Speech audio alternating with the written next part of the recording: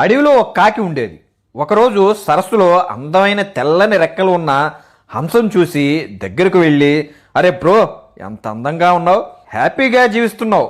దానికి హంస నవ్వుతూ ఇలా అంది, ఏదో జీవిస్తున్నానులే, అయినా నాకన్నా అందమైన ఆ చిలకంత కాదులే అని హంస అనగానే కాకి ఎగురుకుంటూ చిలక దగ్గరికి వెళ్ళి చిలకని ఇలా అడుగుతుంది, అరే చిలక మామ, ఏం అందం నీది.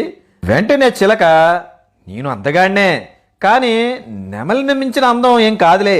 కాకి ఆ మాట వినగానే వెంటనే ఎగురుకుంటూ నెమలిని చూడడానికి వెళ్తుంది. అడవి మొత్తం ఎగురుతూ నెమల కోసం వెతుకుతుంది, ఎక్కడా కనిపించదు.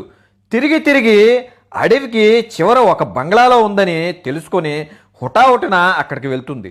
అక్కడికి వెళ్ళి చూడంగానే నెమలి ఒక పంజరంలో బంధించి ఉంటుంది. అక్కడ జనాలు నెమలితో సెల్ఫీలు తీసుకుంటున్నారు.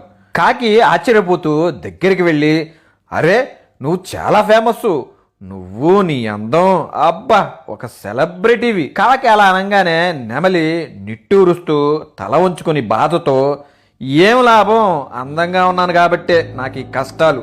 నువ్వు చూడు, నిన్ను ఎవరైనా పట్టించుకుంటారా? నీకు ఇష్టమైంది తింటావు, ఇష్టమైన చోటుకి ఎగురుకుంటూ వెళ్తావు, నీ జీవితం నువ్వు జీవిస్తావు. ఆ మాట కాకి తత్వం బోధపడుతుంది. దేవుడు నీకిచ్చిన జీవితాన్ని జీవించకుండా పక్క వాళ్ళ జీవితాలను చూసి ఏడిస్తే నీ జీవితంలో ఉన్న ఆనందాన్ని పోగొట్టుకొని జీవితాంతం ఏడవాల్సి ఉంటుంది. So enjoy each every moment in your life.